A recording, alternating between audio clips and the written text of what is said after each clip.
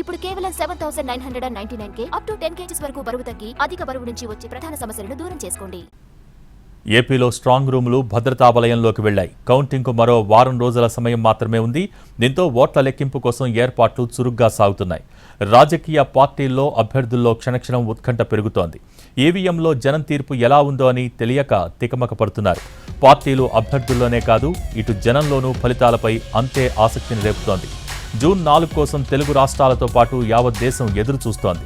జిల్లాల్లో కౌంటింగ్కు యుద్ధ ప్రాతిపదికన ఏర్పాట్లు చేస్తున్నారు ఎన్నికల అధికారులు. ఏపీలో పోలింగ్ రోజు, ఆ తర్వాత రోజు చెలరేగిన హింసతో అప్రమత్తమైన పోలీసులు కౌంటింగ్ సమయంలో మరోసారి అలాంటి హింసాత్మక ఘటనలు జరగకుండా పకడ్బందీ చర్యలు తీసుకుంటున్నారు. గతంలో ఎన్నడూ లేని విధంగా కౌంటింగ్ కోసం భద్రతా బలగాలను మోహరిస్తున్నారు.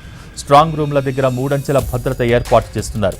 ముఖ్యంగా ఈవీఎంలను భద్రపరిచే ప్రాంతాల్లోకి ఎవ్వరినీ అనుమతించడం లేదు పోలీసులు.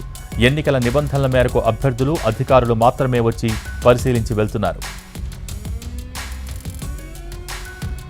కౌంటింగ్ ముగిసే వరకు ర్యాలీలు, ఊరేగింపులు, జాతరలు, సభలు, సమావేశాలను నిషేధించారు.